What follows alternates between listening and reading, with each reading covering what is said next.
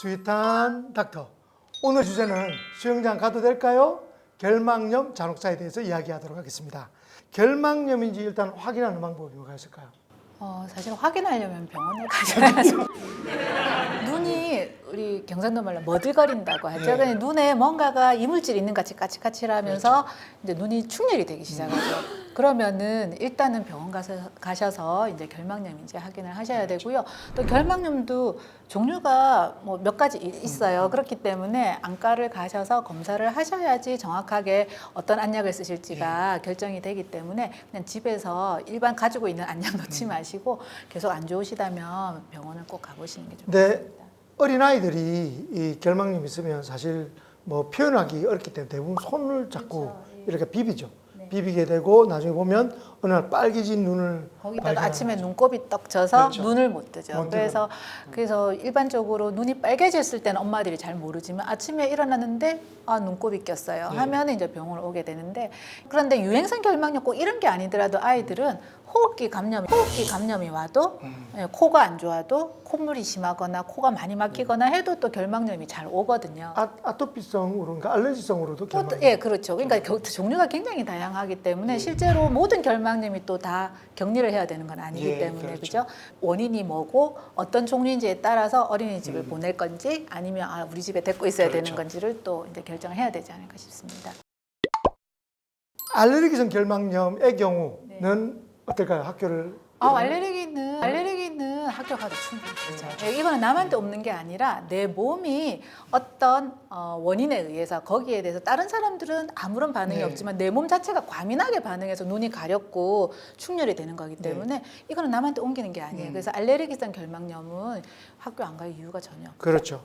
네, 그리고 알레르기 결막염은 뭐 단독으로 생기는 경우도 있지만 대부분이 알레르기 비염과 같이 있는 경우가 많습니다. 그래서 코가 안 좋은 아이들이 눈도 항상 비비거든요. 그래서 눈곱도 많이 안 끼고요. 그래서 재채기 하거나 코를 실룩실룩 하면서 눈도 부비는 아이들이 이제 보통 알레르기 결막염이 많기 때문에 무조건 뭐 눈 비비고 빨개졌다고 뭐 너 학교에 오지 이거는 그리고 같이 안 논다 이거는 좀 아닌 것 같습니다. 심한 경우는 우리 눈병에 걸렸다 이래서 오면 쳐다 안 봐도 눈병이 온다고.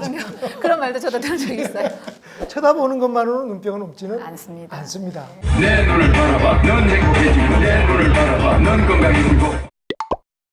이런 이제 눈병도 잠복기가 바이러스니까 있지 않습니까? 잠복기에도 전염이 어떨까요? 사실은 대부분이 다 잠복기에 모르고 접촉했다가 없는 경우가 많기 때문에 사실은 증상이 심하게 나타나고 나서 이제부터 피해야지 했을 때도 자기도 옮아 있으면서 자기도 잠복기의 경우가 있습니다. 그래서 환자하고 접촉하고 나면 어쨌든 자기한테 증상이 나타나는지를 조금 유심하게 관찰하는 게 더 중요하지 않을까 싶습니다. 아폴로 눈병이라 불리는 이 유행성 결막염도 가족 중에 한 명이 오면 다 해요. 근데 그 이유가 아까 잠복기에 수건을 같이 쓰는 거예요. 맞아요. 이미 다 접촉을 접촉을 한 거죠. 그러니까 사실 모르죠. 왜 그러냐면 벌겋게 변하기 전인데 세수하고 쓰고 놀리면 당연히 다음에 쓰고 그러면 빨개질 때 그다음 하루 이틀 지나면 다 옮기는 거죠. 그래서 잠복기에 감염이 될 수 있다.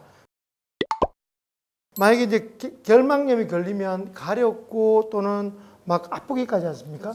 요걸 좀 덜 아프게 할 수 있는 방법이 있을까요? 일단은 조금 쿨링이라고 해서 약간 시원하게. 시원한 얼음 찜질 같은 거를 좀 해주시면 사실은 이게 눈 안에만 그런 게 아니라 보면 눈두덩이도 붙지 않습니까? 그렇죠. 그리고 눈도 못 뜨는 경우도 있으니까 조금 시원하게 마사지, 냉찜질을 이렇게 해주시면 좀 도움되고 그다음에 안약을 이제 맞는 거를 골라서 병원에서 처방을 받으셔서 이게 3번 넣으라면 3번을 다 넣으셔야 돼요. 3번을 다 넣으셔야 돼요. 꼭 한 번 넣고 안약 넣는데 안 났는데 하시는 분들 많습니다. 꼭 3번이면 3번, 4번이면 4번을 잘 넣어주셔야 되겠습니다. 이게 감염성 질환도 아까 말한 것처럼 염증이라고 했지 않습니까? 염증은 초창기에는 얼음 찜질이 맞습니다. 효과가 있고 그때 뜨거운 찜질하면 더 심해지는 경우가 있어요. 급성기 때는 대부분 모든 질환들은 얼음 찜질하는 것이 훨씬 더 통증이나 가려움증을 삭히는 데는 도움이 될 것 같습니다. 그리고 유행성 결막염 때 또 하나가 꼭 드리고 싶은 팁이 그 렌즈 끼는 분들이 렌즈 보존액이나 렌즈 액들을 굉장히 오염된 상태에서 쓰는 경우가 많아서 그런 부분을 좀 조심해서 해라고 이야기하고 싶고요. 특히 그 중고등학생들은 이 렌즈 보존액 이런 것들을 많이 나눠요. 공동으로 써요. 진짜 하나 들고 와서 그런 경우도 있기 때문에 이런 것들은 좀 따로 써야지 유행성 결막염을 막는 아주 중요한 방법이 될 것 같습니다. 그리고 하나 더 추가를 하자면 그런 렌즈 소독액을 오픈하고, 그러니까 따서 쓰고 너무 오래 방치해 두시면 안 돼요. 안 돼. 아깝다고 놔두시면 안 되고, 딱 그 어느 정도 기간이 지나면 빨리빨리 새 걸로 바꿔주셔야 됩니다. 그렇지 않으면 그 안에서 또 균이 생겨서 옮을 수가 있는 거죠. 또 하나 인공눈물 이거 할 때도 이게 아까워요. 사실은 한 번 쓰기 아까운데 조금 더 남아 있거든요. 근데 이거 일회용이에요. 한 번 쓰면 버려야 되는데 그날만 한두 시간 정도는 모르겠어요. 근데 접촉을 안 하면. 근데 눈에까지 다 했는데도 불구하고 하루가 지났다? 이거는 완전 24시간 지나면 네. 버리셔야 되고, 안약 같은 것도 한 달이 지나면, 개봉 후 한 달이 지나면 반드시 바꾸셔야 됩니다. 그 아깝다고 남은 거 쓰셨다가는 그 안에서 또 이제 오염돼서 더 눈이 더 염증 생길 수가 있습니다. 오히려 그 안약을 가족들이 다 쓰면 다 염증 생깁니다. 그래서 사실은 안약도 개인별로 하나씩 사실은 쓰시는 게 맞죠, 그죠? 물론 위에서 떨어뜨린다고는 하지만 하다 보면 또 닿을 수도 있기 때문에 아까워하지 마시고 각자 이름 적어서 자기만 쓰는 걸로. 자기만 쓰는 걸로 예, 그렇게 하시는 게 좋겠습니다.